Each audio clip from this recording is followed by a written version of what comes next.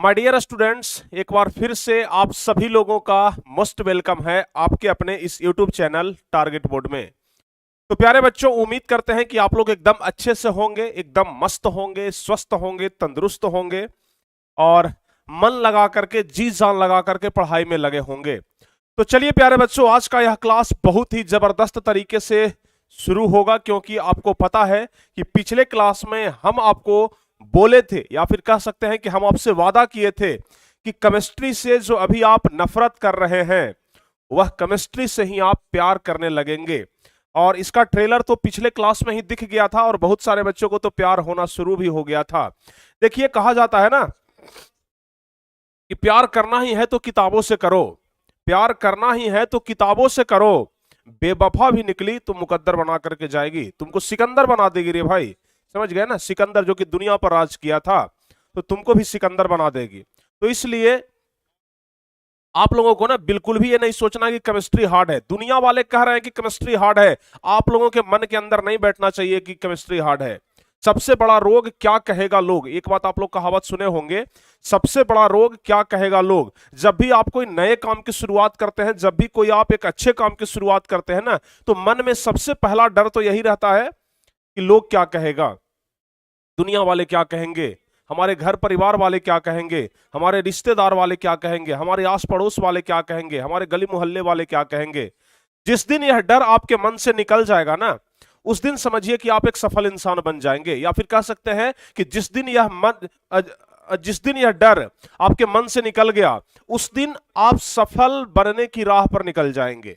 समझ गए। तो सबसे बड़ा रोग क्या कहेगा लोग, इस चीज को सबसे पहले बच्चों आप लोग छोड़ दीजिए। तो चलिए, आज हम फिर से आगाज करते हैं केमिस्ट्री का। और पिछले क्लास में ना हम आपको बेसिक केमिस्ट्री बताए थे, पिछले क्लास में हम आपको बेसिक केमिस्ट्री बताए थे और केमिस्ट्री के बारे में बहुत कुछ जो हम आपको बताए थे वो बेसिक कंसेप्ट था, जिसे समझना बहुत ही ज्यादा इंपॉर्टेंट था। पिछले क्लास में हम आपको यह भी बता दिए थे कि कौन कौन सा चैप्टर आपके लिए इंपॉर्टेंट है, कौन कौन सा चैप्टर पर आपको ज्यादा ध्यान देना है। और खास करके पहले नंबर चैप्टर के बारे में तो हम आपको बता दिए थे, पहले नंबर चैप्टर के बारे में हम आपको बता दिए थे कि अगर केमिस्ट्री समझना है तो पहला नंबर चैप्टर एकदम घोर करके पी जाना होगा, यानी कि एकदम अच्छे तरीके से समझना होगा। और हमें पूरा भरोसा है कि आप लोग अच्छे तरीके से पहला नंबर चैप्टर समझ भी जाएंगे। तो चलिए प्यारे बच्चों, पिछले क्लास में हम कुछ होमवर्क दिए थे, हमें अभी भी याद है। पिछले क्लास में ना हम कुछ होमवर्क दिए थे। कितने ऐसे बच्चे हैं जिनको होमवर्क याद हो गया है, याद करने वाला होमवर्क दिए थे ना, कितने ऐसे बच्चे हैं जिनको होमवर्क याद हो गया है, जरा एक बार कमेंट करके बताइए एकदम ईमानदारी से। अभी हम पूछेंगे और पूछेंगे तो सही जवाब आना चाहिए। समझ गए। कितने ऐसे बच्चे हैं जिनको अच्छे तरीके से याद हो गया है, जरा एक बार कमेंट करके बताइए, देखते हैं कितने बच्चों को याद हुआ है। वाह वाह, क्या बात है, हमें याद हो गया है सर, याद हो गया है क्या? कितने ऐसे बच्चे हैं जिनको याद हो गया है, जल्दी जल्दी से बताइए। याद है सर, याद है सर, याद है सर। पूछ लें क्या, पूछ लें? सबसे सबसे पहला शुरुआत हम करते हैं बच्चों, पूछ लेते हैं। सबसे पहला शुरुआत करते हैं, पूछ ही लेते हैं हम। बताइए आप लोग, सोडियम की परमाणु संख्या कितनी होती है?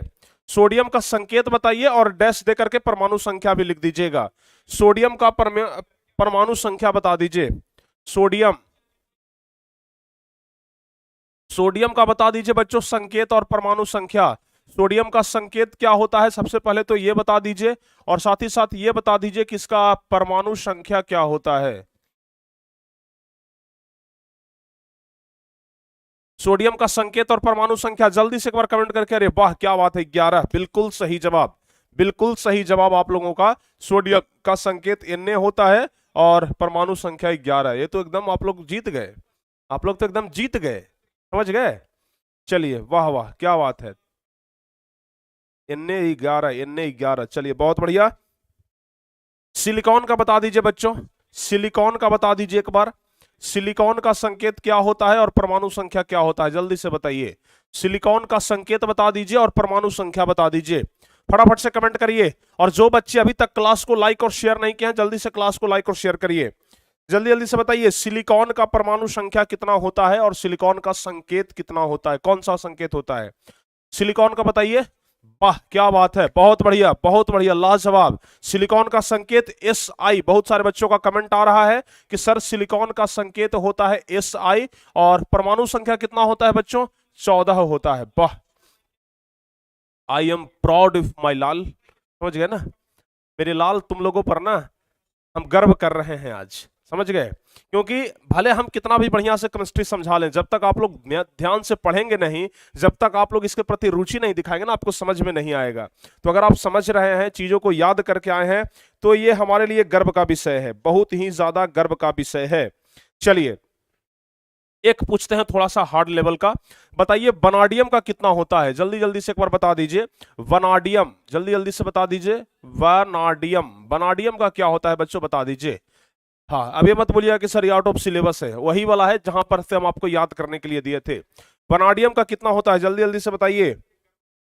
वनाडियम एक तत्व है जिसका संकेत बता दीजिए और साथ ही साथ परमाणु संख्या बता दीजिए। वनाडियम का तत्व, हाँ वनाडियम का संकेत बताइए और परमाणु संख्या। अरे वाह क्या बात है, भी, सब बच्चों का एकदम जवाब आ रहा है, भी बिल्कुल सही जवाब है भी, और परमाणु संख्या 23, वाह क्या बात है, बिल्कुल सही जवाब, परमाणु संख्या 23 एकदम सही जवाब है। चलिए और पूछ ले क्या, अच्छा और पूछ लेते हैं, आयरन का बताइए बच्चों, आयरन का, लोहा का बताइए, लोहा का, ठीक है ना, लोहा को ही आयरन बोला जाता है, हम आयरन भी इसे बोल सकते हैं, समझ गए ना, आयरन भी हम बोल सकते हैं, आयरन या लोहा, आयरन या लोहा, इसका परमाणु संख्या बताइए और संकेत बताइए। यह फाइनल है, अगर ये बता दिए तो हम समझेंगे कि आपको सब कुछ याद है, सब कुछ याद है। लोहा का बता दीजिए, संकेत बताइए और साथ ही साथ इसका परमाणु संख्या बताइए। लोहा का संकेत क्या होता है, Fe होता है सर, बिल्कुल सही जवाब, और संकेत Fe होता है सर, बिल्कुल सही जवाब, और परमाणु संख्या 26, वाह क्या बात है, संकेत Fe और परमाणु संख्या 26, यानी कुल मिलाकर के ना हमारे तरफ से आप लोगों को ना एकदम 100% मार्क्स है, एकदम 100% मार्क्स, क्योंकि आप लोगों को जो हम बोले थे याद करके आने के लिए, आप लोग एकदम याद करके आ चुके हैं। तो चलिए इतना तो कंफर्म हो गया कि आप लोगों को सब कुछ याद है। हम 30 तक दिए थे याद करने के लिए, हम बच्चों 30 तक दिए थे याद करने के लिए, आप लोग 30 तक याद किए हैं या फिर उससे भी ज्यादा किए हैं, जरा एक बार बता दीजिए। हम बोले थे ना कि कम से कम 30 तक, कम से कम 30 तत्व का परमाणु संख्या और संकेत यह याद करके आना है। आप लोग 30 ही याद किए हैं या फिर इससे भी ज्यादा किए हैं, एकदम ईमानदारी के साथ एक बार बताइएगा। तो बहुत ज्यादा हमें गर्व फील हो रहा है, एकदम सचमुच बता रहे हैं। आप लोग जो इतना फास्ट हमें जवाब दिए ना, सचमुच में हमें बहुत ज्यादा गर्व महसूस हो रहा है। हमें लग रहा है कि चलो भाई, बच्चे को जो हम होमवर्क दिए वो बच्चा होमवर्क करके ले आया। अगर एक टीचर होमवर्क देता है ना, और अगर स्टूडेंट होमवर्क उसे पूरा करके दिखा दे, तो टीचर को ना बहुत ज्यादा खुशी मिलती है, बहुत ज्यादा, और वो खुशी अभी बच्चे हमें मिल रही है, समझ गए। 45 याद किए हैं, कुछ बच्चे बोल रहे हैं कि सर 30 याद किए हैं, कुछ बच्चे बोल रहे हैं 45 याद किए हैं, बहुत अच्छी बात है। अगर आप 30 याद किए हैं ना, हम आपको कहते हैं कि केमिस्ट्री आपको 100% समझ में आएगा, 100% केमिस्ट्री आपको हम समझा देंगे अगर आप सिर्फ 30 याद किए हैं तो, समझ गए। और हाँ एक बात और ध्यान रखिएगा, 30 में ना आपका 10वां क्लास पार कर जाएगा, 10th क्लास ना इस 30 में पार कर जाएगा, इसलिए ना हम बोले थे कि 30 कम से कम याद करके ही आइएगा, समझ गए। 30, 35, 40 अगर याद कर लें तो बहुत अच्छी बात है, लेकिन अगर आप में काबिलियत है तो कुल 118 तत्व है ना, अगर आप में काबिलियत है तो इसको याद करके रखिएगा, 118 याद कर लीजिए अगर काबिलियत है तो। एक लड़की का जाकर के शॉर्ट वीडियो देख लीजिएगा हमारे चैनल पर, कुछ सेकंड में वो 118 तत्व का नाम बोलती थी, उसे पूरा याद था। हम चाहते हैं कि आप लोग में से भी कोई ऐसे बच्चे बने जो कि पूरा याद कर ले। तो चलिए प्यारे बच्चों, होमवर्क तो अपना कंप्लीट हो गया, अब आगे बढ़ते हैं, लेकिन उसके पहले जो बच्चे अभी तक क्लास को शेयर नहीं किया है ना, प्लीज आपसे रिक्वेस्ट है कि क्लास को ना शेयर कर दीजिए जल्दी से, सारे व्हाट्सएप ग्रुप में आप लोग शेयर करिए, कम से कम एक व्हाट्सएप ग्रुप में तो आपका शेयर जरूर जाना चाहिए, समझ गए ना। कुछ नहीं तो कम से कम स्टेटस लगा लो, कुछ नहीं तो कम से कम स्टेटस लगा लो और लिख दो हमारे गुरुजी का क्लास, समझ गए ना। आप लोग लिंक को स्टेटस में लगाओ और नीचे लिख दो हमारे गुरुजी का क्लास, जिनको देखना होगा देख लेंगे, या फिर स्टेटस लगाओ नीचे लिख दो क्लास 10th वाले बच्चे जरूर जुड़े। इस प्रकार से अगर शेयर नहीं कर सकते हो, सीधे सीधे तुम स्टेटस लगा लो और स्टेटस लगा के नीचे लिख दो क्लास 10th वाले बच्चे जरूर ज्वाइन करें, बस इतना ही, इतना में हमारा शेयर कंप्लीट हो जाता है, ठीक है ना। और जो बच्चे अभी तक क्लास को लाइक नहीं किए हैं ना, क्लास को जल्दी जल्दी से लाइक कर लीजिए, जल्दी जल्दी से आप लोग क्लास को लाइक करिए, ठीक है। जल्दी जल्दी से ना आप लोग क्लास को लाइक करिए और क्लास को शेयर करिए फटाफट से। हाँ आज अंग्रेजी का क्लास होगा, बिल्कुल आज होगा, अंग्रेजी का क्लास होगा बाबू, बिल्कुल होगा, क्यों नहीं होगा बताइए। चलिए हेलो सर, एक बात बोलूं? बोलो मधु साव, जरूर बोलिए आप, एक बात, दो बात, तीन बात जरूर बोलिए, ठीक है ना? सर आप इतना अच्छा समझा देते हैं, मजा आ जाता है सर, बहुत अच्छी बात है, ठीक है ना? चलिए बहुत अच्छी बात है। चलिए तो आगे बताइए आप लोग। शेयर कर दिए? सारे बच्चे शेयर कर दिए? लाइक जल्दी से करिए, कम से कम बच्चों 1000 लाइक, एक के लाइक अभी तुरंत होना चाहिए, कम से कम ना एक के लाइक अभी तुरंत होना चाहिए, जल्दी जल्दी से आप लोग लाइक करिए, सारे बच्चे लाइक करिए, तभी हमारे अंदर जोश जुनून आएगा। कहा जैसे एक गाड़ी को चलाने के लिए पेट्रोल की जरूरत होती है, डीजल की जरूरत होती है, प्रिंस सर को चलाने के लिए ना बस लाइक और शेयर की जरूरत होती है। लाइक और शेयर करो, प्रिंस सर एकदम स्पीड पकड़ लेंगे, समझ गए ना? और तब तक स्पीड पकड़ेंगे जब तक आप मंजिल तक न पहुंच जाओ, ठीक है? जल्दी जल्दी से। और साथ ही बच्चों आपको बताना चाहेंगे कि जो बच्चे अभी तक टॉपर बैच को ज्वाइन नहीं किए हैं, जो बच्चे अभी तक इस टॉपर बैच में नहीं जुड़े हैं, तो फिर जल्दी से आप लोग इस टॉपर बैच को ज्वाइन कर लीजिए, क्योंकि यहां पर ऑल सब्जेक्ट का हम नोट्स डाल चुके हैं। टॉपर नोट्स तो आपको पूरा मिल जाएगा, अभी पढ़ाई भले कम हुआ है लेकिन टॉपर नोट्स आपको फुल सिलेबस का मिल जाएगा अभी ही, समझ गए ना? फुल सिलेबस का, यानी history, civics, geography, economics, physics, chemistry, biology, सबका नोट्स आप लोग को मिल जाएगा अभी। इसके अलावा टारगेट बोर्ड का नोट्स, स्टडी मटेरियल, सब कुछ आप लोग को वहां पर उपलब्ध कराया जा रहा है। संस्कृत हम एक चैप्टर खत्म किए हैं, उसका भी नोट्स डाला गया है, यानी कि जहां तक हम पढ़ा रहे हैं ना, सबका नोट्स एकदम हैंड टू हैंड देते जा रहे हैं। और आप लोग भी ना नोट्स एकदम अच्छे तरीके से प्रिंट करवा रहे हैं, एकदम इस तरीके से ना आप लोग नोट्स निकलवा करके प्रिंट करवा रहे हैं। ये टारगेट बोर्ड का नोट्स है, जहां से पढ़ के बच्चे टॉप किए थे और इस बार भी टॉप करेंगे, तो आप लोग ना ऐसे नोट्स निकलवा लीजिएगा। तो मात्र 999 रुपया में बच्चों आप लोग आराम से ज्वाइन कर सकते हैं। Admission is going on, admission चालू है, सारे रिकॉर्डेड क्लास वहां पर हमारे हैं, तो इसलिए आप लोग जल्दी जल्दी से ज्वाइन कर ही लीजिए, ठीक है? चलिए अब हम आगे बढ़ते हैं। पिछले क्लास में सबसे पहले हम आपको रसायन विज्ञान के बारे में बताए थे, अगर आपको याद हो तो। पिछले क्लास में ना हम सबसे पहले रसायन विज्ञान के बारे में बताए थे, पदार्थ के बारे में बताए थे, पदार्थ के 3 अवस्था होते हैं इसके बारे में बताए थे। इसके अलावा हम आपको बताए थे कि शुद्धता के आधार पर पदार्थ को 2 भागों में बांटा जाता है, शुद्ध पदार्थ और अशुद्ध पदार्थ। शुद्ध पदार्थ को 2 भागों में, तत्व और यौगिक, अशुद्ध पदार्थ को मिश्रण में बांटा जाता है, जिसमें हम आपको बताए थे कि जो तत्व होता है उसमें धातु, अधातु और उपधातु होता है, यौगिक में सह संयोजक और आयनिक बंधन होते हैं। इन सभी चीजों के बारे में हम आपको बता दिए थे, तत्व किसे कहते हैं, यौगिक किसे कहते हैं, मिश्रण किसे कहते हैं, सब कुछ हम आपको बता दिए थे। एक छोटा सा क्वेश्चन हम आपसे पूछते हैं, एक छोटा सा क्वेश्चन। आपको पता है ना कि जो परमाणु होता है किस किस चीज से मिलकर के बना होता है? जल्दी से एक बार कमेंट करिए, परमाणु बच्चों किस किस चीज से मिलकर के बना होता है? जल्दी से एक बार कमेंट करके बताइए। आपको पता है कि परमाणु जो है वो वह इलेक्ट्रॉन, प्रोटॉन और न्यूट्रॉन से मिलकर के बना होता है। परमाणु जो है वो वह इलेक्ट्रॉन, प्रोटॉन और न्यूट्रॉन से मिलकर के बना होता है। हम आपको यह भी बताए थे कि इलेक्ट्रॉन पर धन आवेश होता है कि ऋण आवेश होता है? बताइए, धन होगा कि ऋण होगा? इस पर प्रोटॉन पर क्या होगा, धन होगा कि ऋण होगा? अगर जो बच्चों हाँ जल्दी जल्दी से बताइए, अगर इलेक्ट्रॉन पर प्लस रखेंगे, माइनस रखेंगे, क्या रखेंगे? जल्दी से बताइए। इलेक्ट्रॉन पर धन आवेश होगा कि ऋण आवेश होगा? यहां बताइए जल्दी जल्दी से, इलेक्ट्रॉन पर धन आवेश होगा कि ऋण आवेश होगा? आपको पता है ना, इलेक्ट्रॉन पर बच्चों ऋण आवेश होता है, जबकि प्रोटॉन पर धन आवेश होता है। या पिछले क्लास में हम आपको बता दिए थे, ठीक है?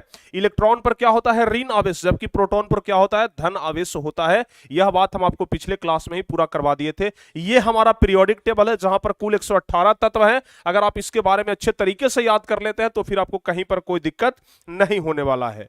उसके बाद तत्वों का परमाणु संख्या, संकेत, ये सब कुछ हम आपको बता दिए थे।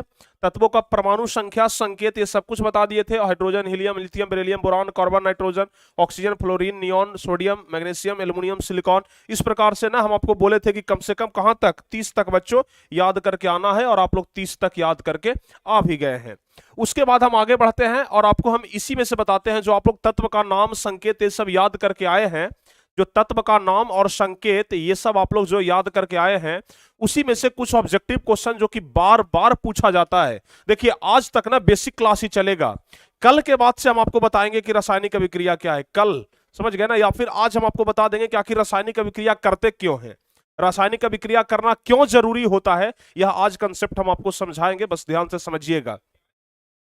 बताइए कुल तत्वों की संख्या कितनी है बच्चों, फटाफट से बता दीजिए। कुल तत्वों की संख्या कितनी है? जल्दी जल्दी से एक बार कमेंट करके आप लोग बता दीजिए। कुल तत्वों की संख्या कितनी है, एक बार जल्दी जल्दी से कमेंट करके बताइए। हम पूछेंगे और आप लोग बताइएगा कुल तत्वों की संख्या कितनी है, जल्दी जल्दी से बताइए। हेलो,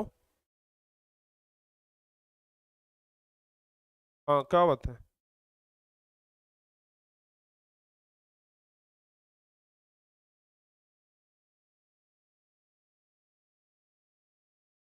चलिए फटाफट से आप लोग बताइए कुल तत्वों की संख्या कितनी है।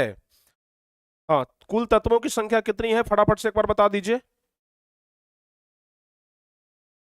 ठीक है ना, कुल तत्व की संख्या 118, याद रहेगा ना, कुल तत्व 118 है, बिल्कुल सही जवाब है। जिसमें सबसे हल्का तत्व कौन सा है बच्चों, अगर आपसे पूछा जाए कि सबसे हल्का तत्व कौन सा है इस 118 तत्व में से, इस जो 118 तत्व है उसमें सबसे हल्का तत्व, कभी कभी ऑब्जेक्टिव क्वेश्चन में पूछ देता है। समझिए कि यहां पर हम जितना लिखे हैं ना, सब एक ऑब्जेक्टिव क्वेश्चन है, सब एक नंबरिया क्वेश्चन है। एक याद करिएगा, एक नंबर आपका कंप्लीट होगा। सबसे हल्का तत्व होता है हाइड्रोजन, ध्यान रखिएगा, सबसे हल्का तत्व हाइड्रोजन। शुरुआत भी होता है पीरियोडिक टेबल का हाइड्रोजन से ही, हाइड्रोजन का परमाणु संख्या 1 होता है, सबसे हल्का तत्व है। उसके बाद जो नेचुरल जो तत्व है, यानी कि हम कह सकते हैं कि जो प्राकृतिक तत्व हैं, वह कितने हैं, 98। आप कहिएगा कि सर प्राकृतिक तत्व 98 है, लेकिन टोटल तो 108 तत्व है ना, तो प्राकृतिक 98 है, बाकी तो बाकी प्यारे बच्चों लैब में बनाया गया है, समझ गए ना, वैज्ञानिकों के द्वारा लैब में बाकी बनाया गया है। ठीक है, तो प्राकृतिक तत्व कितने हैं, 98 प्राकृतिक तत्व हैं जो कि नेचुरल है, भगवान के द्वारा दिया गया है। बाकी जो तत्व है उसे लाइब्रेरी नहीं, लैब में उसे बनाया गया है। ठीक है, अच्छा, यह जो कुल 118 तत्व हैं, इस 118 तत्व में से धातुओं की संख्या कितनी है, धातुओं की संख्या कितनी है, 93, ध्यान रखिएगा। कुल 93 धातु हैं, समझ गए ना, कुल 93 धातु हैं। धातु क्या होते हैं, जैसे लोहा हो गया, चांदी हो गया, सोना हो गया, एल्युमिनियम हो गया, ये सब क्या होते हैं, धातु होते हैं। तो धातुओं की संख्या कितना है, 93। अधातुओं की संख्या कितना है बाबू, 18। अधातु कितने हैं, 18, और उप धातुओं की संख्या कितना है, 7। तो ध्यान रखिएगा, टोटल मिलाकर के देखिए 93 और 7 100 हो गया, और 18 118। अगर इस तीनों को जोड़िएगा ना तो 118 आ जाएगा। कुल तत्व 118 है, जिसमें धातुओं की संख्या 93, यानी कि कितना कितना 93, अधातुओं की संख्या 18, और उप धातुओं की संख्या कितनी है, 7। ध्यान रखिएगा।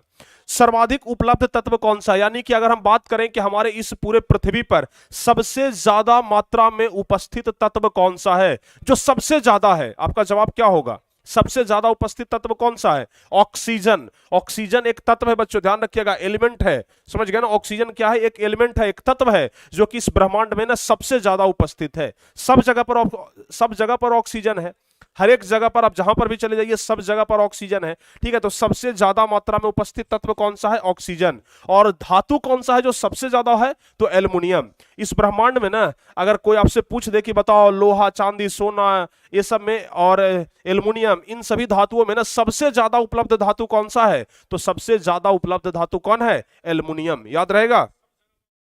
सबसे ज्यादा उपलब्ध धातु कौन सा है, एल्युमिनियम। आप लोग ध्यान रखिएगा। अभी भी लाइक की संख्या ना 1000 अभी तक पार नहीं हुआ है, आप लोग जल्दी जल्दी से लाइक करिए, संख्या 1000 पार तुरंत हो जाना चाहिए, फटाफट से आप लोग लाइक कर दीजिए क्लास को। अच्छा, सबसे हल्का तत्व आपको हम बताए, देखिए सबसे हल्का तत्व हाइड्रोजन, यहां पर भी है सबसे हल्का तत्व हाइड्रोजन। सबसे भारी तत्व ऑस्मियम होता है बच्चों, ध्यान रखिएगा, सबसे हल्का तत्व हाइड्रोजन और सबसे भारी तत्व क्या ऑस्मियम, ध्यान रखिएगा। यह सब बेसिक चीज है जो कि आपको इस चैप्टर को पढ़ने के पहले, केमिस्ट्री पढ़ने से पहले आपको याद रहना चाहिए, आना चाहिए। चलिए, उसके बाद सबसे हल्का धातु कौन सा होता है, तो लिथियम होता है। लिथियम का संकेत क्या है, जल्दी से बता दीजिए, लिथियम का संकेत क्या है, आप लोग कल ही तो याद करके आए हैं। लिथियम का संकेत क्या है, Li। चलिए बहुत बढ़िया, Li बिल्कुल सही जवाब है, Li लिथियम का संकेत है। चलिए, अच्छा अब बताइए, द्रव अवस्था में पाए जाने वाले धातु कौन से हैं, द्रव अवस्था में पाया जाने वाला धातु कौन सा है, द्रव अवस्था में पाया जाने वाला धातु कौन सा है, पारा, मरकरी, अरे वही पारा जिससे थर्मामीटर, जिसे हम बुखार नापते हैं, समझ गए ना, जो थर्मामीटर में होता है जिससे बुखार नापते हैं, पारा। अच्छा, पारा का संकेत क्या होता है बताइए, पारा का संकेत क्या होता है, फटाफट से कमेंट करके बताइए, बहुत कुछ पूछ लेंगे हम। पारा का संकेत Hg होता है, बिल्कुल सही जवाब, इसको मरकरी भी बोलते हैं अंग्रेजी में, पारा का Hg होता है। ठीक है, चलिए, तो द्रव अवस्था में पाए जाने वाला धातु कौन सा है, पारा है, मरकरी है। उसके बाद द्रव अवस्था में पाए जाने वाला अधातु कौन सा है, तो ब्रोमीन है। ध्यान रखिएगा, कोई भी अधातु द्रव अवस्था में नहीं पाया जाता है सिवाय ब्रोमीन के, समझ गए ना, एक ब्रोमीन ही अपवाद में है जो कि द्रव अवस्था में पाया जाने वाला अधातु है। और द्रव अवस्था में पाया जाने वाला धातु पारा, ये भी एक अपवाद ही है, पारा ही है जो सिर्फ द्रव अवस्था में पाया जाता है, अन्यथा कोई धातु नहीं पाया जाता है।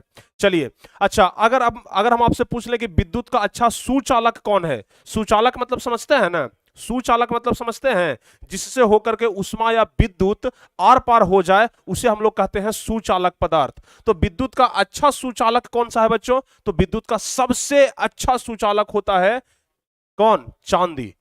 समझ गए ना, चांदी का संकेत होता है Ag। समझ गए ना, चांदी का संकेत Ag। देखते हैं ना, गांव में अगर चले जाएंगे तो जो महिलाएं होती हैं या फिर कह सकते हैं कि जो लड़कियां होती हैं वो अपने हस्बैंड को कैसे बुलाती हैं? Ag, जरा इधर आइए, बुलाती है ना, Ag, जरा बाजार से ये सामान ले आइए, होता है ना। तो Ag बड़ा प्यारा शब्द है, सबको सुनने में बड़ा अच्छा लगता है, समझ गए ना। और Ag जो संकेत होता है ना वो किसका होता है? किसका होता है? चांदी का संकेत होता है, ध्यान रखिएगा। Ag चांदी का संकेत होता है, जो कि विद्युत का सबसे अच्छा चालक पदार्थ है। विद्युत का सबसे अच्छा चालक पदार्थ होता है Ag, समझ गए, यानी कि कौन सा? कौन सा? चांदी, समझ गए ना। ऐसे हस्बैंड भी चालक ही होता है, समझ गए, और उसी के चलते तो नाम हो गया Ag, समझ गए। चलिए, तो विद्युत का अच्छा सुचालक कौन सा हो गया? Ag हो गया, Cu हो गया और Al हो गया। यानी कि प्यारे बच्चों, चांदी हो गया, कॉपर हो गया जिसको तांबा हम लोग बोलते हैं, देखते हैं तब ना पंखा का अगर कॉइल जर जाता है तो बोलते हैं कि एल्युमिनियम वाला कॉइल मत लगाइएगा, तांबा वाला कॉइल लगाइएगा, नहीं तो फिर पंखा स्पीड में घूमबे नहीं करेगा, समझ गए। तो तांबा हो गया और एल्युमिनियम। देखते हैं तार जो तनाता है पॉल पर वो कौन सा तार होता है? एल्युमिनियम का तार होता है ना, क्योंकि वो ज्यादा विद्युत का क्या होता है? चालक होता है, इसलिए, समझ गए। तो विद्युत का अच्छा सुचालक Ag, Cu और Al होता है, समझ गए। चांदी, तांबा और एल्युमिनियम, याद रहेगा? वाह क्या बात है। आगे बढ़ते हैं। विद्युत का सुचालक अधातु, कोई भी अधातु ना विद्युत का सुचालक नहीं होता है, ध्यान से समझिएगा। अधातु विद्युत का सुचालक नहीं होता है, बल्कि सिर्फ धातु ही है जो विद्युत का सुचालक होता है, समझ गए ना। सिर्फ धातु है जो विद्युत का सुचालक होता है, ध्यान से समझ लीजिएगा, सिर्फ धातु विद्युत का सुचालक होता है। लेकिन पेंसिल आप लोग देखे होंगे, पेंसिल के अंदर में जो नोक रहता है ना ब्लैक कलर का, ब्लैक ब्राउन कलर का, समझ गए ना, काला भूरा रंग का जो नोक रहता है ना, वह होता है बच्चों ग्रेफाइट, समझ गए। पेंसिल जो आप लोग देखते हैं, समझ गए, पेंसिल आप लोग देखे हैं ना, पेंसिल, ठीक है, पेंसिल आप लोग जरूर देखे होंगे, ठीक है ना, पेंसिल आप लोग जरूर देखे होंगे बच्चों। यह पेंसिल में आगे जो नोक रहता है ना, पेंसिल में आगे जो नोक रहता है, यह नोक जो है ना प्यारे बच्चों, यह किस चीज का बना होता है? ग्रेफाइट का बना होता है, ग्रेफाइट का, समझ गए ना। और ग्रेफाइट क्या है? एक अधातु है। ग्रेफाइट क्या है? एक अधातु है, और अधातु होते हुए भर में भी यह क्या है? सुचालक है। ध्यान से समझ लीजिएगा, अपवाद में यह आता है। किस चीज में यह आता है? अपवाद में यह आता है। यानी कि अधातु जो होता है ना, वह विद्युत का कुचालक होता है, सुचालक नहीं होता है। लेकिन ग्रेफाइट अधातु होते हुए भर में भी विद्युत का सुचालक है, यानी कि यह क्या है? अपवाद में है। उसके बाद, अच्छा अब बताइएगा, हमारी हड्डियों और दांतों का जो निर्माण होता है, हमारी हड्डियों और दांतों का जो निर्माण होता है वह किस तत्व के कारण होता है? बताइए, हमारी हड्डियों और दांतों का जो निर्माण होता है वह किस तत्व के कारण होता है? क्या आप लोग बताइएगा, क्या आप लोग बताइएगा किस तत्व के कारण? देखते हैं किसी का अगर हड्डी टूट जाता है तो डॉक्टर बोलता है ना कि जाओ कैल्शियम वाला चीज खाइएगा, या फिर कैल्शियम का गोली देता है खाने के लिए कि कैल्शियम वाला चीज खाइए, ठीक है। क्योंकि हमारी हड्डियों में और दांतों में ना प्रचुर मात्रा में कैल्शियम पाया जाता है, समझ गए। और अगर बच्चों कैल्शियम हमारे शरीर में पर्याप्त है ना, तो समझिए कि आपका हड्डी एकदम मजबूत है। तो हमारी हड्डियों और दांतों का निर्माण किस चीज से होता है? आपका जवाब होगा सर कैल्शियम से होता है। किस चीज से? कैल्शियम, और कैल्शियम का संकेत Ca होता है, ध्यान रखिएगा। उसके बाद सबसे क्रियाशील धातु, सबसे ज्यादा अभिक्रियाशील धातु। अभिक्रियाशील क्या होता है? जो जल्दी अभिक्रिया कर ले, समझ गए ना, जो जल्दी अभिक्रिया कर ले, जिसका अभिक्रिया एकदम फास्ट हो जाए, समझ गए ना, जिसका अभिक्रिया एकदम फास्ट हो जाए उसे कहते हैं ज्यादा अभिक्रियाशील धातु। तो सबसे अभिक्रियाशील धातु कौन सा है? तो सीजियम, ध्यान रखिएगा, सबसे ज्यादा अभिक्रियाशील धातु सीजियम होता है। और सबसे क्रियाशील अधातु कौन सा है? तो फ्लोरीन होता है, सबसे ज्यादा क्रियाशील धातु कौन सा है, तो सीजियम, और अधातु कौन सा है सबसे ज्यादा क्रियाशील, तो फ्लोरीन होता है। बताइए क्या आप लोग इतना याद कर पाएंगे? 1 2 3 4 5 6 7 8 9 10 11 12 13 14 15 16 17 18, यह 18 जो क्वेश्चन है प्यारे बच्चों, समझ लीजिए ना कि आपके लिए 18 ऑब्जेक्टिव क्वेश्चन है। समझ लीजिए कि हमारे लिए ना यह 18 ऑब्जेक्टिव क्वेश्चन है जिसे याद करना बहुत ज्यादा जरूरी है। यह 18 ऑब्जेक्टिव क्वेश्चन है, कोई छोटा मोटा चीज नहीं है, और यह ऑब्जेक्टिव क्वेश्चन आपके परीक्षा में पूछता है, जरूर पूछेगा, क्योंकि बहुत ज्यादा इंपॉर्टेंट है, बहुत ज्यादा जरूरी है, तो हर हाल में पूछता है। इस बात को आप लोग को क्या करना है, ध्यान रखना है। तो बताइए हो जाएगा ना याद? याद हो जाएगा? चलिए यह सभी आप लोग याद कर लेंगे ना, अगली क्लास में जब हम पूछेंगे तो सब याद आपका रहेगा ना? जल्दी से बताइए, स्क्रीनशॉट ले लेना है। चलिए भाई आप स्क्रीनशॉट ले लीजिए, लेकिन अगली क्लास में याद रहना चाहिए। अगली क्लास में ना ये सब आपको याद रहना चाहिए, अगली क्लास में ना आपको याद रहना चाहिए। चलिए आप स्क्रीनशॉट ले लीजिए, लेकिन अगली क्लास में ना ये सब कुछ आपको याद रहना चाहिए, क्योंकि इंपॉर्टेंट है बच्चों, बहुत ही ज्यादा इंपॉर्टेंट है। हो गया स्क्रीनशॉट? चलिए अब हम बढ़ते हैं आगे और आपको कुछ और इंपॉर्टेंट बातें बताते हैं। समझ गए ना? बेसिक चीज अभी पढ़ा रहे हैं, सिर्फ बेसिक, जिसके मदद से आप केमिस्ट्री को समझ सकते हैं, जिस चीज की मदद से आप केमिस्ट्री को बेहतर जान सकते हैं। यह सब क्या है? केमिस्ट्री का एक अंग है, केमिस्ट्री का पाठ पुर्जा है, जिसकी मदद से आप लोग केमिस्ट्री बेहतर तरीके से सीख पाएंगे। समझ गए?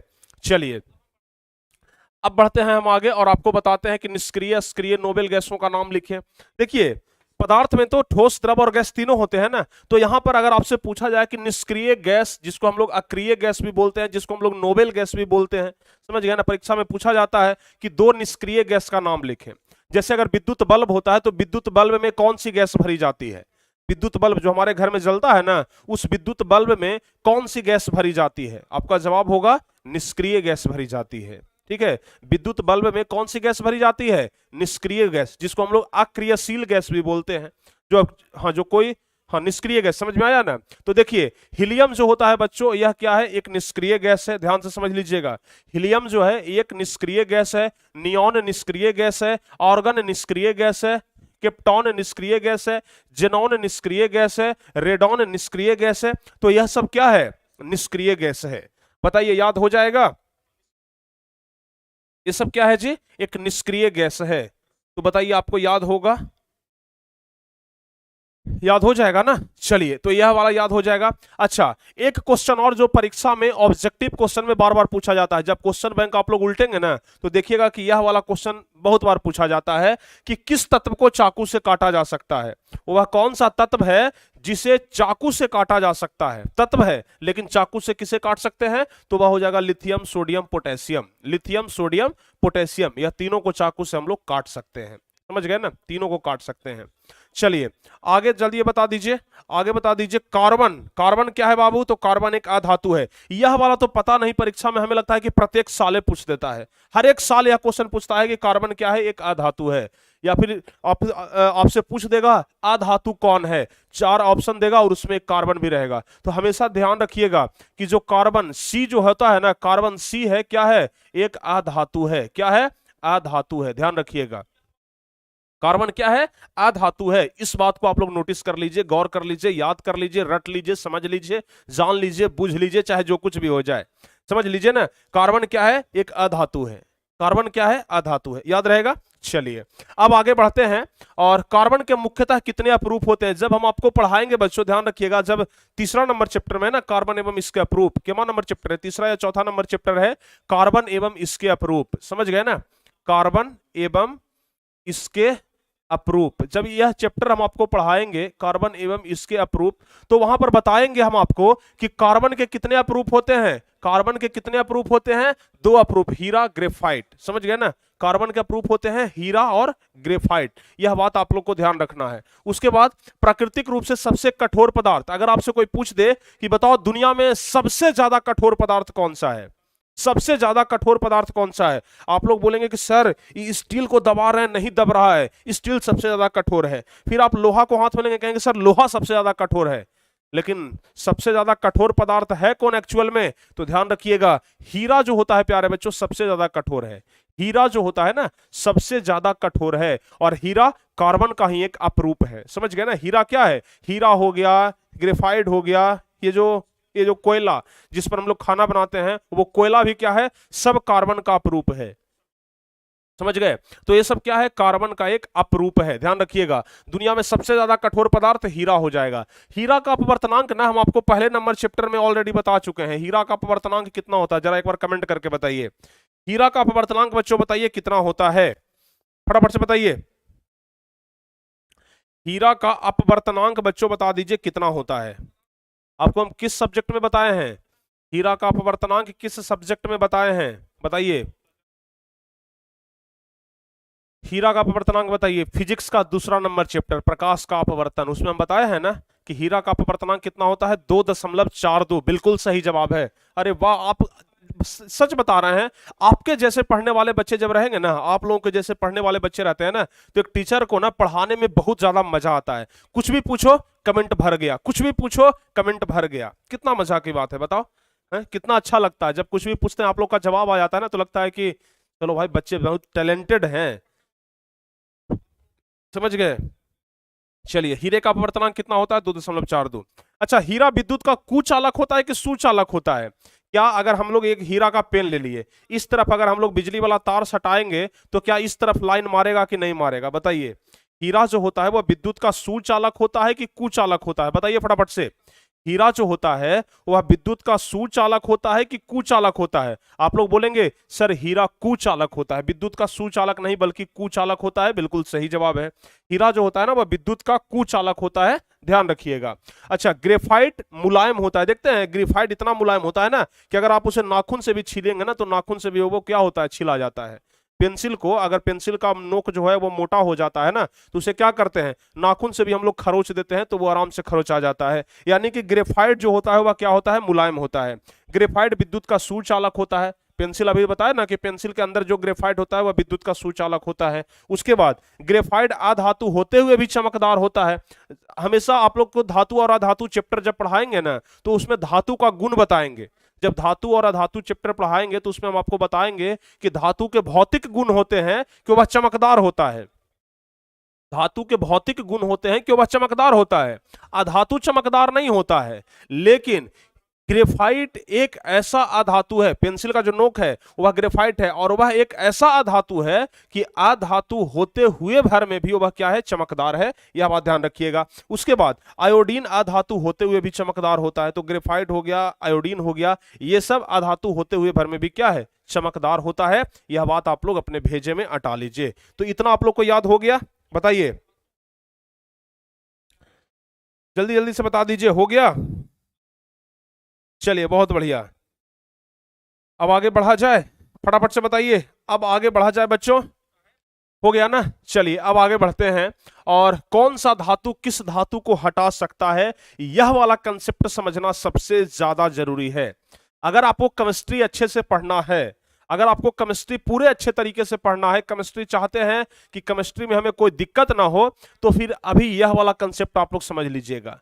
समझ गए ना? अभी जो हम आपको बता रहे थे ना कि ज्यादा विक्रियाशील धातु कौन सा होता है, कम विक्रियाशील धातु कौन सा होता है। जैसे देखिए, आदमी में ही अगर आदमी की बात करें, आदमी अगर 10 गो आदमी खड़ा है, 10 आदमी जब खड़ा है ना तो वहां पर क्या होता है, अरे हम ज्यादा ताकतवर हैं, वो कहता है कि नहीं ना हम ज्यादा ताकतवर हैं, अरे हम पहलवान आदमी है भाई, हम तुमको पटक देंगे, हम ज्यादा ताकतवर हैं, हमारा देख रहा है बॉडी सोडी एकदम देख रहा है, पूरा है। आपस में बातचीत करते हैं ना। उसी तरीके से जो 118 तत्व हैं उसमें कुछ तत्व के पास ज्यादा ताकत है, कुछ तत्व के पास कम ताकत है। तो जिसके पास ज्यादा ताकत है उसको बोलते हैं ज्यादा अभिक्रियाशील। क्या बोलते हैं? ज्यादा अभिक्रियाशील। और जिस तत्व के पास कम ताकत है उसको बोलते हैं कि यह, हाँ क्या बोलते हैं, क्या बोलते हैं? जिसके पास ज्यादा ताकत है उसको तो वह हो गया ज्यादा अभिक्रियाशील, जिसके पास कम ताकत है तो वह इसलिए बात है कि वह कम अभिक्रियाशील होगा। समझ गए ना? ज्यादा ताकत है तो ज्यादा अभिक्रियाशील, कम ताकत है तो क्या हो जाएगा, तो कम अभिक्रियाशील। अच्छा, अब एक कंसेप्ट और समझिए, अब एक कंसेप्ट और समझिए। जो ज्यादा ताकतवर होता है ना वो चाहता है कि कम ताकतवर को हम दबा करके रखें, नीचे रहने दे, ऊपर उसको नहीं आने दे। हमेशा सच्चाई बात है कि नहीं है, बताइए।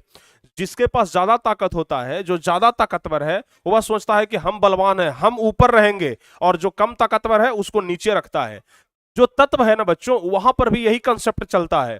जो ज्यादा ताकतवर है यानी कि जो ज्यादा अभिक्रियाशील है वह ऊपर रहता है, समझ गए ना। और जो कम अभिक्रियाशील है वो नीचे रहता है।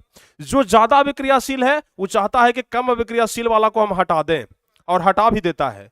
समझ गए ना। जो ज्यादा विक्रियाशील है, जो ज्यादा विक्रियाशील तत्व है, जिस तत्व के पास ज्यादा ताकत है, वो कम ताकत वाले को ना हटा देता है अपनी जगह से। कहता है भागो तो यहां से, तुम्हारा जगह हम ले सकते हैं, तुम हमारा जगह नहीं ले सकता है।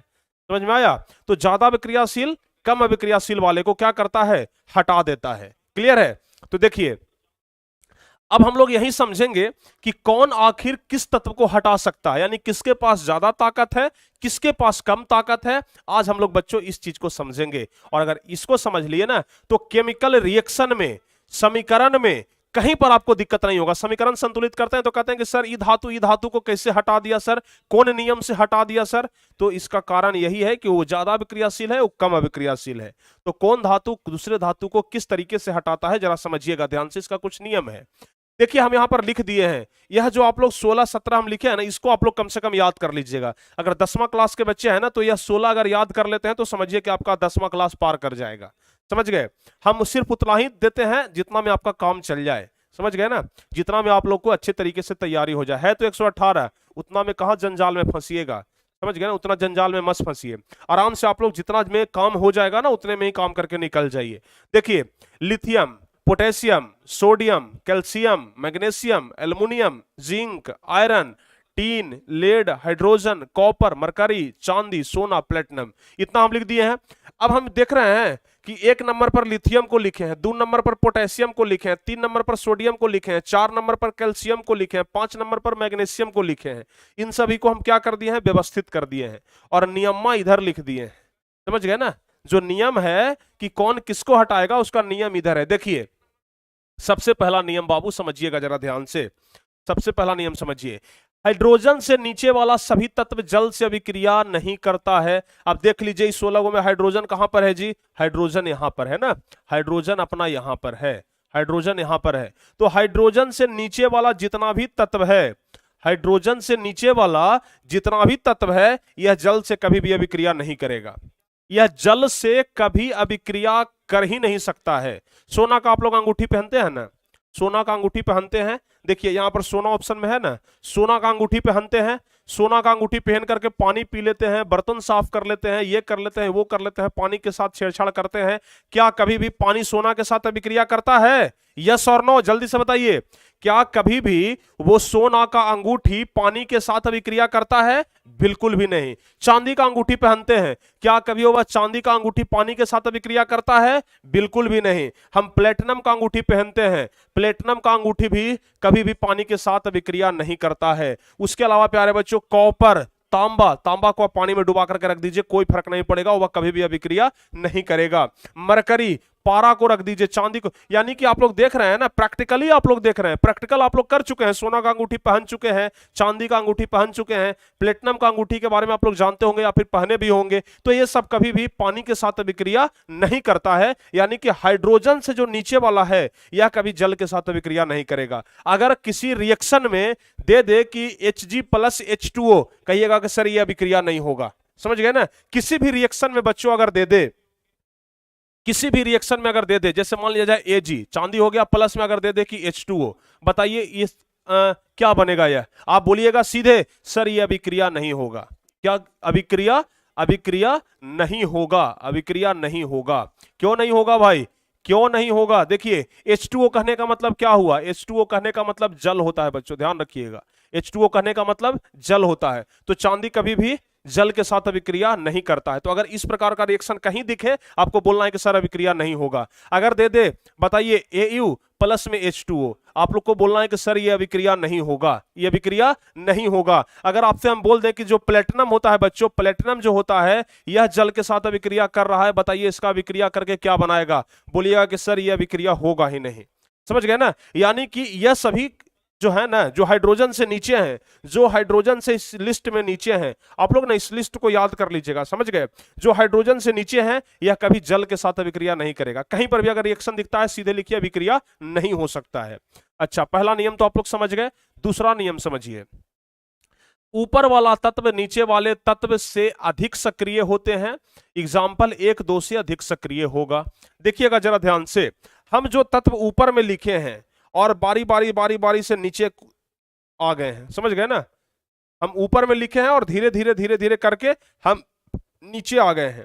तो यहां से आप लोग ना एक बात ध्यान रखिएगा कि जो ऊपर वाले तत्व होते हैं, जरा एक बात आप लोग कान खोल करके सुन लीजिए, कंसेप्ट पूरा देख लीजिए। जो ऊपर वाला तत्व है, ऊपर में कौन बैठता है जी? जो राजा होता है, जिसके पास ज्यादा ताकत होता है, ऊपर में वही ना बैठता है। तो यहां पर जो सबसे ऊपर में है, समझिए कि उसके पास ताकत सबसे ज्यादा है। जो सबसे ऊपर में है, ताकत उसके पास सबसे ज्यादा है। और ऊपर वाला जो तत्व है ना, वह नीचे वाला से ज्यादा सक्रिय है, नीचे वाला से ज्यादा अभिक्रियाशील है, नीचे वाला से ज्यादा क्या है? ताकतवर है। समझ में आया? एकदम अपने अपने निजी जिंदगी से उसको देखिए। आपको हम बोले हैं ना कि केमिस्ट्री से आपको प्यार होगा, केमिस्ट्री आपको समझ में आएगा, और केमिस्ट्री से आपको डर खत्म हो जाएगा।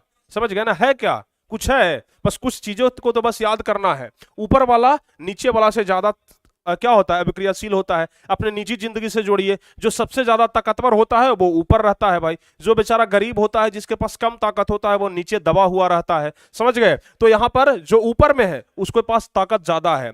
अब हम अगर आपसे पूछ लें कि बताइए मैग्नीशियम और एल्युमिनियम में ज्यादा ताकतवर कौन है, आप लोग क्या बताइएगा? फटाफट से बताइए। अगर हम आपसे पूछें कि बताइए कि मैग्नीशियम और एल्युमिनियम में, बाकी सबको हम हटा देते हैं, मैग्नीशियम और एल्युमिनियम में ज्यादा ताकतवर कौन है? ज्यादा ताकतवर की जगह पर हम अभिक्रियाशील बोलेंगे। समझ गए ना? ताकतवर की जगह पर ना हम केमिस्ट्री में अभिक्रियाशील बोलते हैं। तो बताइए मैग्नीशियम और एल्युमिनियम में दोनों में ज्यादा अभिक्रियाशील कौन है? आप ऑब्वियसली बोलेंगे कि सर मैग्नीशियम चूंकि ऊपर में है। अभी तो आप बताए कि ऊपर वाला तत्व नीचे वाला से ज्यादा सक्रिय होता है, यानी कि मैग्नीशियम ऊपर में है तो मैग्नीशियम के पास ज्यादा ताकत है, मैग्नीशियम ज्यादा अभिक्रियाशील तत्व है। बताइए अभी के पहले अगर हम आपसे पूछते तो क्या बता पाते? नहीं बता पाते। अगर हम आपसे पूछें कि बताइए बताइए आप लोग कि जो टीन होता है और जो लेड, लेड मतलब क्या होता है बच्चों? शीशा। समझ गए ना? लेड मतलब क्या होता है? शीशा। ध्यान रखिएगा। अगर हम आपसे पूछ दें कि बताइए शीशा और टीन में ज्यादा विक्रियाशील कौन है, क्या बताइएगा? अगर हम आपसे पूछें कि शीशा और टीन में ज्यादा विक्रियाशील कौन है, क्या बताइएगा? आप लोग बोलिए फटाफट से जवाब हाँ जवाब बताइए। आप लोग जवाब बोलेंगे, आप लोग बोलेंगे, आंसर हम नहीं बताएंगे, हम कंसेप्ट समझाएंगे, जवाब आपके मुंह से निकलेगा। समझ गए ना? जवाब आपके अंदर से निकलेगा। हम तो सिर्फ कंसेप्ट समझाते हैं, बोलते तो आप लोग है ना। बताइए शीशा, शीशा और टीन में ज्यादा विक्रियाशील कौन है? टीन। बिल्कुल सही जवाब है। चलिए अब बताइए आप लोग, अब हम आपसे और क्वेश्चन पूछते हैं और जरा बताइएगा। सोडियम और कैल्शियम में, सोडियम और कैल्शियम में, चलिए बताइए सोडियम और कैल्शियम में ज्यादा विक्रियाशील कौन है? ज्यादा विक्रियाशील कौन है? सोडियम और कैल्शियम में ज्यादा विक्रियाशील कौन है? आप लोग तुरंत लिस्ट देखेंगे कि देखते हैं भाई, लिस्ट देखते हैं ज्यादा विक्रियाशील कौन है? सोडियम और कैल्शियम। सोडियम ऊपर है, कैल्शियम नीचे है। जो ऊपर रहेगा वो ज्यादा विक्रियाशील होगा, ऊपर वाला ज्यादा ताकतवर। तो आप लोग फट से बताइएगा, तुरंत बता दीजिएगा सर सोडियम ज्यादा विक्रियाशील है। बोलिएगा ना कि सर सोडियम ज्यादा विक्रियाशील है। यानी कि बच्चों एक बात तो आप लोग को समझ में आ गया ना, एक बात तो समझ में आ गया ना कि जो ऊपर वाला तत्व है इस लिस्ट में, ऐसा मत बोल दीजिएगा कि ऊपर वाला तत्व, ऊपर भगवान के पास तत्व नहीं है। समझ गए ना? इस लिस्ट में बच्चों जो ऊपर में हम तत्व लिखे हैं ना, वो ज्यादा विक्रियाशील है, और जैसे जैसे नीचे आ रहे हैं ना, ये कम विक्रियाशील होते जा रहा है। दो कंसेप्ट अभी तक बताए हैं, समझ में आ गया? दो ही कंसेप्ट बताए हैं। पहला कंसेप्ट क्या बताए? पहला कंसेप्ट हम आपको बताए कि हाइड्रोजन से नीचे वाला सभी तत्व जल के साथ अभिक्रिया नहीं करता है, और दूसरा कंसेप्ट बताए कि ऊपर वाला तत्व जो है वह नीचे वाला तत्व से ज्यादा ताकतवर है, यानी कि ज्यादा अभिक्रियाशील है। समझ में आ गया? कंसेप्ट क्लियर है? चलिए बहुत बढ़िया, बहुत बढ़िया। हाँ समझ में आ गया ना? चलिए समझ में आ रहा है तो फिर क्लास को लाइक और शेयर करने में पीछे मत हटिएगा, क्लास एकदम दम करके लाइक और शेयर करते रहिए। समझ गए? चलिए अब देखिए तीसरा कंसेप्ट बताते हैं, तीसरा कंसेप्ट बताते हैं। तीसरा कंसेप्ट ना बहुत आराम है, बहुत आसान है। ऑब्वियसली सी बात है, अभी हम आपको बताए कि ऊपर वाला ज्यादा ताकतवर है, नीचे वाला कम ताकतवर है। तो अब अपने मन से आप बता दीजिए कौन किसको हटा सकता है? कौन किसको हटा सकता है? क्या लिथियम पोटेशियम को हटाएगा कि पोटेशियम लिथियम को हटाएगा? बताइए कौन किसको हटाएगा? बताइए फटाफट से। ऊपर वाला नीचे वाला को हटाएगा कि नीचे वाला ऊपर को हटाएगा? आप लोग जरा बताइए, हम कुछ नहीं बोलेंगे, आप लोग कमेंट करिए कौन किसको हटाएगा। अपने निजी जिंदगी से जोड़ लीजिए ना। जो ज्यादा ताकतवर होता है कम ताकतवर को लतिया देता है, उसको हटा देता है, कहता है भाग तो यहां से, न तो तुमको लतिया देंगे। समझ गए? तो जो ज्यादा ताकतवर होता है वो कम वाला को क्या करता है? हटा देता है, कम वाला को हटा देता है। अब जरा बताइए बच्चों कि ऊपर वाला तत्व नीचे वाला तत्व को हटाएगा कि नहीं हटाएगा? हटाएगा ना। ऊपर वाला तत्व जो है वह नीचे वाला तत्व को हटाएगा। एल हटाएगा किसको? पोटेशियम को। पोटेशियम हटा देगा किसको? सोडियम को। एल हटा सकता है अपने से नीचे वाला सब को। देखिए जैसे अगर लिथियम की बात किया जाए तो लिथियम तो सबसे ऊपर में है, एकदम सिंहासन पर विराज रहा है, तो लिथियम जो है ना यह सब को हटा सकता है। लिथियम जो है यह सब को हटा सकता है, लेकिन ये सब ना लिथियम को नहीं हटा सकता है, क्योंकि लिथियम सबसे ऊपर में है, सबसे ज्यादा पावरफुल है, सबसे ज्यादा अभिक्रियाशील है। तो सब लिथियम को नहीं हटा सकता, लेकिन लिथियम ना इस सब को हटा सकता है। समझ गए? अच्छा अब देख लीजिए, अब जरा ध्यान से देख लीजिए आप लोग। अब अगर हम बात करें सोडियम और कैल्शियम में, तो कौन हटाएगा? जल्दी से बताइए, हटेगा कौन और हटाएगा कौन?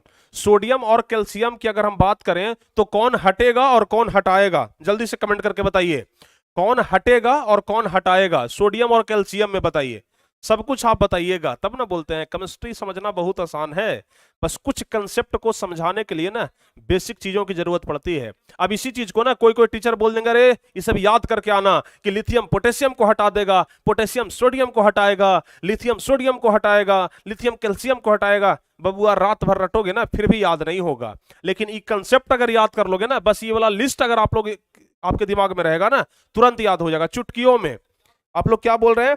इन्ने हटाएगा सर, सोडियम हटा देगा किसको? कैल्शियम को। बिल्कुल सही जवाब है, बिल्कुल सही जवाब है कि सोडियम हटा देगा। अगर हम इधर बात कर लें, हाइड्रोजन और कॉपर में बात कर लें बच्चों, तो बता दीजिए कौन हटाएगा? कौन हटाएगा? हाइड्रोजन हटाएगा कि कॉपर हटा देगा हाइड्रोजन को?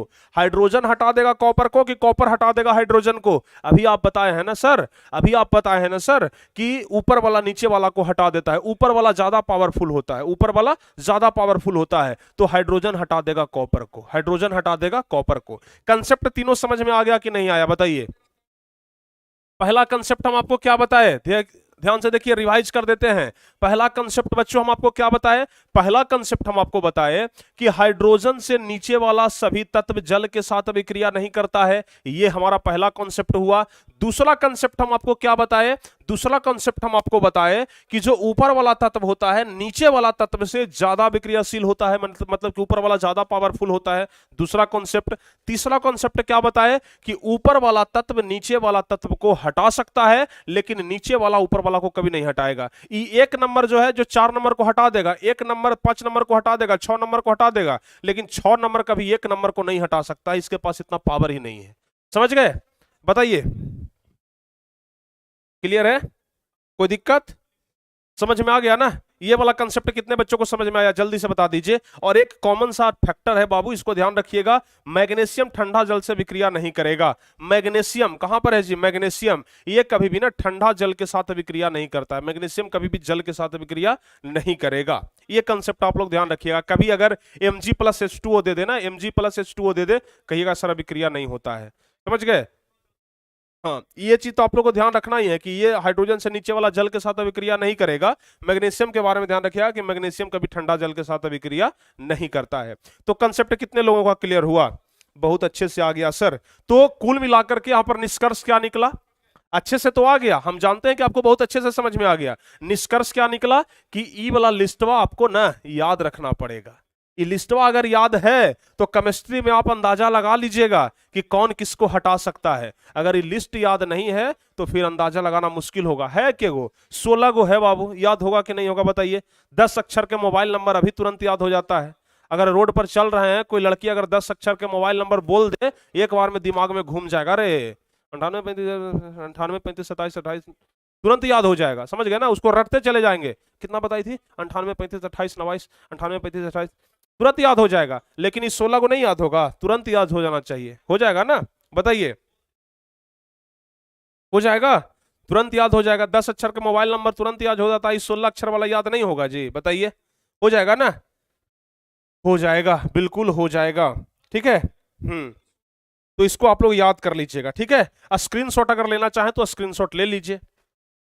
अब कुछ क्वेश्चन पूछ लेते हैं आपसे, देखते हैं कि आपको याद आता है कि नहीं आता है।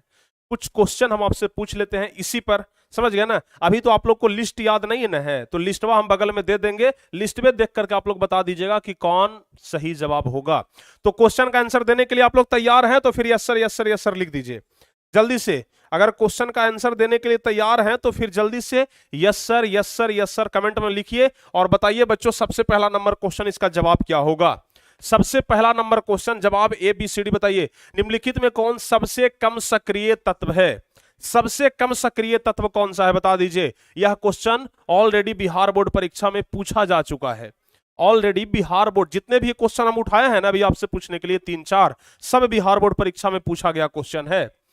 सब क्वेश्चन बिहार बोर्ड में पूछा है। तो फटाफट से बता दीजिए निम्नलिखित में सबसे कम सक्रिय कौन है, मतलब सबसे कम पावरफुल, सबसे कम पावरफुल कौन है। देखिए सोडियम की बात करते हैं भाई, सोडियम कहां पर है? यहां पर है। जिंक का बात कर लेते हैं, जिंक कहां पर है? यहां पर है। टीन की बात कर लेते हैं तो टीन कहां पर है? 9 नंबर में यहां पर है। और पोटेशियम की बात कर लेते हैं तो पोटेशियम कहां पर है बाबू? पोटेशियम पोटेशियम पोटेशियम कहां पर है? पोटेशियम 2 नंबर में यहां पर है। अब देखिए सबसे नीचे कौन है? सबसे नीचे कौन आ गया देख लीजिए। जो सबसे नीचे है वो सबसे कम सक्रिय है। सबसे नीचे जो है वो सबसे कम सक्रिय है। तो देख लीजिए सबसे नीचे कौन सा है? यहां पर टीन है, 9 नंबर में चला गया है। तो जवाब हमारा क्या हो जाएगा? टीन, यानी सी ऑप्शन सही होगा। समझ में आया? समझ में आ गया?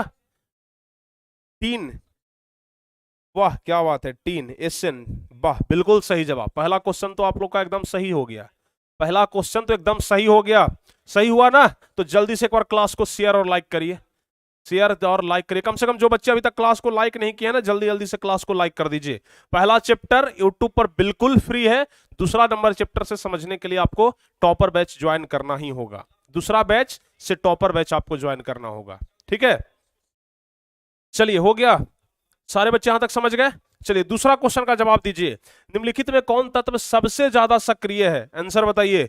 लिस्ट हम बगल में दे दिए हैं, चूंकि हम जानते हैं कि अभी तुरंत आपको लिस्ट याद नहीं हुआ होगा इसलिए हम लिस्ट दे दिए हैं। जल्दी से बताइए निम्नलिखित में कौन सबसे ज्यादा सक्रिय है। यह भी आपको ऑलरेडी बिहार बोर्ड में पूछा गया क्वेश्चन है। बताइए। अगर बच्चों हम कॉपर की बात करते हैं तो उधर मिला लीजिए, कॉपर कहां पर है? 12 नंबर में कॉपर है। एल्युमिनियम की बात करते हैं, एल्युमिनियम कहां पर है? देख लीजिए 6 नंबर में एल्युमिनियम है। लेड की बात करते हैं 10 नंबर में चले आइए। आयरन की बात करते हैं प्यारे बच्चों आप लोग ना 8 नंबर में चले आइए। क्वेश्चन कह रहा है कि सबसे ज्यादा सक्रिय कौन है, तो हमें देखना होगा कि सबसे ऊपर में कौन है। तो सबसे ऊपर में कौन आ रहा है? देखिए सबसे ऊपर में 6 नंबर है एल्युमिनियम ना, तो एल्युमिनियम इसका जवाब हो जाएगा, ठीक है। एल्युमिनियम इसका सही जवाब होगा। हो गया, एल्युमिनियम इसका बिल्कुल सही जवाब है। सबसे ज्यादा सक्रिय पूछ रहा है तो सबसे ज्यादा सक्रिय एल्युमिनियम हो जाएगा। यह चारों में सबसे ज्यादा सक्रिय एल्युमिनियम हो जाएगा। क्लियर है? हो गया। चलिए अब उसके बाद आगे तीसरा नंबर क्वेश्चन बताइए। निम्नलिखित में से कौन सा तत्व है जो जल के किसी भी अवस्था के साथ अभिक्रिया नहीं करता है? जल के किसी भी अवस्था के साथ अभिक्रिया कौन नहीं करता है? जल्दी जल्दी से बता दीजिए। पोटेशियम की अगर हम लोग बात करें तो क्या पोटेशियम करता है? पोटेशियम कर लेगा जल के साथ अभिक्रिया। देखिए हम आपको क्या बताए थे? हम आपको बताए थे कि हाइड्रोजन के नीचे वाला जो तत्व है यह जल के साथ अभिक्रिया नहीं करता है, पहला चीज बताए थे। दूसरा क्या बताए थे? मैग्नीशियम कभी भी ठंडे जल के साथ अभिक्रिया नहीं करता है। यह 2 चीज बताए थे ना। पोटेशियम देख लीजिए क्या है उस लिस्ट में, इधर हाइड्रोजन के नीचे क्या पोटेशियम है? नहीं है। मैग्नीशियम हो सकता है क्योंकि यह ठंडे जल के साथ अभिक्रिया नहीं करेगा। जिंक प्यारे बच्चों, जिंक भी नहीं है। जवाब अपना हो जाएगा मैग्नीशियम, 2 नंबर ऑप्शन सही होगा। मैग्नीशियम, क्योंकि मैग्नीशियम ठंडे जल के साथ अभिक्रिया नहीं करता है। आपको हम यहां पर बताए थे ना, देखिए यहां पर मैग्नीशियम ठंडा जल से अभिक्रिया नहीं करता है, ठीक है ना। तो जल से अभिक्रिया कौन नहीं करता है? मैग्नीशियम। जवाब कौन सा हो जाएगा यहां पर? 2 नंबर ऑप्शन, ठीक है। अब चलिए एक क्वेश्चन और बता दीजिए, आप लोग लगे हाथ। एक क्वेश्चन और बताइए। निम्नलिखित में से कौन सा तत्व है जो जल के किसी भी अवस्था के साथ अभिक्रिया नहीं करता है? जल के किसी भी अवस्था के साथ अभिक्रिया कौन नहीं करता है? फटाफट से बताइए। जल के किसी भी अवस्था के साथ अभिक्रिया कौन नहीं करता है? जवाब क्या होगा? जल के किसी भी अवस्था के साथ अभिक्रिया कौन नहीं करता है? जवाब क्या हो जाएगा? जवाब हो जाएगा सोना। अभी तो हम आपको बताए थे सोना का अंगूठी। सोना का अंगूठी जल के किसी भी अवस्था के साथ अभिक्रिया नहीं करेगा। याद हो गया? सोना का अंगूठी आप लोग जानते हैं ना, जल के किसी भी अभिक्रिया के साथ जल के किसी भी अवस्था के साथ अभिक्रिया नहीं करता है। तो जवाब हो जाएगा 4 नंबर। कंप्लीट हो गया यहां तक? सोना, वाह बिल्कुल सही जवाब हो गया। चलिए गोल्ड। अब देखिए प्यारे बच्चों ना, जो हम कंसेप्ट अभी यहां पर बताए आपको कि कौन अभिक्रिया करेगा कौन अभिक्रिया नहीं करेगा, इससे संबंधित एक क्वेश्चन और ना परीक्षा में पूछा जाता है। आप लोग देखते होंगे हमेशा यह वाला क्वेश्चन रहता है कि तांबा का टैंक बनाया जाता है जबकि लोहा का टैंक नहीं बनाया जाता है, क्यों? यह क्वेश्चन आप लोग बिहार बोर्ड परीक्षा में देख लीजिएगा, हमेशा पूछता है। और अभी जो कंसेप्ट बताया ना, इसी कंसेप्ट से संबंधित है कि तांबा का टैंक बनाया जाता है, पानी का टैंक, समझ गए? तांबा का टैंक बन जाता है, लेकिन लोहा का टैंक लोग क्यों नहीं बनाता है? आपको पता है ना कि लोहा और पानी दोनों मिलेगा तो लोहा में तुरंत जंग लग जाएगा, तुरंत सड़ जाएगा, समझ गए? तो तांबा का टैंक बनाया जाता है जबकि लोहा का टैंक क्यों नहीं बनाया जाता है, तो हम लोग लिखेंगे कि लोहा जल के साथ अभिक्रिया कर लेता है। लोहा क्या करता है? वो जल के साथ अभिक्रिया कर लेता है और जंग बना लेता है, समझ गए ना? तो लोहा जो है वह जल के साथ अभिक्रिया कर लेता है, जबकि तांबा जल के किसी भी अवस्था के साथ अभिक्रिया नहीं करता है। समझ में आया? लोहा जल के साथ अभिक्रिया कर लेता है, लोहा जल के साथ अभिक्रिया कर लेता है, जबकि तांबा जल के किसी भी अवस्था के साथ अभिक्रिया नहीं करता है। और यही कारण है कि तांबा का टैंक बनाया जाता है जबकि लोहा का टैंक नहीं बनाया जाता है। कितना एकदम आसान सा सवाल है, बताइए। सवाल में कहीं कोई दम है? सवाल में तो दम है, लेकिन आप लोग इसको बेदम कर दिए, आप लोग बेदम कर दिए, क्योंकि आप लोग कंसेप्ट समझ गए। जब कंसेप्ट समझ जाइएगा तो अच्छे अच्छे को बेदम कर दीजिएगा। जब युद्ध करने का कला आप में आ जाएगा ना, तो फिर आप किसी भी सेना को पराजित कर सकते हैं। जब युद्ध करने का कला आप सीख जाएं, जब तलवार चलाना सीख जाएं, जब बंदूक चलाना सीख जाएं, तो फिर आप किसी को भी हरा सकते हैं। वैसे ही जब आप कंसेप्ट सीख जाएं तो किसी भी क्वेश्चन को आप हरा सकते हैं। समझ गए ना? तो बताइए समझ में आ गया कि नहीं आ गया? अब कोई दिक्कत है? अब कोई दिक्कत है क्या? अब तो आप लोगों को कोई दिक्कत नहीं होना चाहिए, बताइए। अब लोगों को तो कोई दिक्कत नहीं होना चाहिए। अब अगली क्लास में ना बच्चों, अगली क्लास में एक छोटा सा कंसेप्ट है कि हम लोग 1 को मोनो, 2 को डाई, 3 को ट्राई, 4 को टेट्रा, 5 को पेंटा, 6 को हेक्सा और 7 को हेप्टा बोलते हैं। अगली क्लास में आपका होमवर्क है कि आप इस चीज को याद करके आइएगा। अगली क्लास में आपका होमवर्क है कि आप लोग इसको याद करके आइएगा कि केमिस्ट्री में 1 को मोनो बोलते हैं, जैसे आप लोग अंग्रेजी पढ़ते हैं तो अंग्रेजी में 1 को 1 बोलते हैं, 2 को 2 बोलते हैं, 3 को 3 बोलते हैं, 4 को 4 बोलते हैं, 5 को 5 बोलते हैं। लेकिन जब केमिस्ट्री में आते हैं ना, तो 1 को मोनो बोलते हैं, 2 को डाई बोलते हैं, 3 को ट्राई बोलते हैं, 4 को टेट्रा बोलते हैं, 5 को पेंटा बोलते हैं, 6 को हेक्सा बोलते हैं, 7 को हेप्टा बोलते हैं, 8 को ऑक्टा बोलते हैं, 9 को नोनेन बोलते हैं, 10 को डेकेन बोलते हैं। तो यह बात आप लोग को याद रखना है, समझ गए? और अगली क्लास में ना आपको यह याद करके आना है। बताइए, याद करके आएंगे? होमवर्क HW, आज का HW बच्चों यही रहा आपका, आज का HW यही रहा कि यह वाला आपको याद करके आना है। बताइए, हो जाएगा? हो जाएगा ना? स्क्रीनशॉट ले लीजिए बाबू, आप लोग ना इसका एक स्क्रीनशॉट ले लीजिए और यह वाला ना आपको अगली क्लास में याद करके आना है। स्क्रीनशॉट ले लीजिए और आपको ना ये वाला अगली क्लास में याद करके आना है। हर हाल में बताइए, याद हो जाएगा? हो जाएगा ना याद? कमेंट करके बताइए एकदम पूरे एकदम जोश जुनून के साथ कि हाँ सर हो जाएगा याद। हो जाएगा ना? तो अब प्यारे बच्चों, आपका जो भी बेसिक कॉन्सेप्ट था, ध्यान से समझिए, अब केमिस्ट्री का जो आपका बेसिक कॉन्सेप्ट था ना, वो पूरा क्लियर हो गया है। समझिए, 2 क्लास सिर्फ बेसिक हम चलाए ताकि आपको केमिस्ट्री अच्छे से समझा सके। Basic concept clear. अब अगली क्लास से हम लोग आएंगे सीधे अपने चैप्टर पर, रासायनिक अभिक्रिया क्या है। अब हम लोग आएंगे रासायनिक अभिक्रिया पर। आज के पहले ना अगर हम लोग डायरेक्ट रासायनिक अभिक्रिया पर आ जाते, कुछ समझ में नहीं आता, रत्ती भर आपको समझ में नहीं आता। इसलिए हम 2 क्लास ले लिए ऑलरेडी, किस चीज पर? बेसिक चीज पर, ताकि केमिस्ट्री का बेसिक आपको समझा दे, ताकि आप लोग को समझ में आ जाए। और यह वाला चीज आप लोग ना याद करके आइएगा। इसको तो आप लोग याद कर ही लीजिएगा, मोनो, डाई, ट्राई, टेट्रा, पेंटा, हेक्सा, हेप्टा, ऑक्टा, इसको तो आप लोग याद करिएगा ही। साथ ही साथ ना बच्चों, ये वाला लिस्ट कम से कम आप लोग याद कर लीजिएगा कि ऊपर में कौन है, नीचे में कौन है। समझ गए ना? कौन किसको हटा सकता है, कौन किससे ज्यादा अभिक्रियाशील है। यह वाला आप लोग लिस्ट कम से कम 16 याद करके आइएगा, ठीक है? यह 16 आप लोग कम से कम याद करके आइएगा, ठीक है? चलिए, तो यह क्लास कैसा लगा जल्दी से एक बार कमेंट करके बताइए फटाफट से। ये बच्चों क्लास आपको कैसा लगा जल्दी से एक बार कमेंट करके बता दीजिए। हमें तो पूरा भरोसा है कि एकदम लाजवाब, ठीक है ना? केमिस्ट्री से प्यार हुआ या नहीं हुआ, बताइए। केमिस्ट्री से प्यार होने लगा कि नहीं होने लगा? अगर प्यार होने लगा तो लिखिए कमेंट में, I love chemistry, I love Prince sir, I love target board, लिखिए।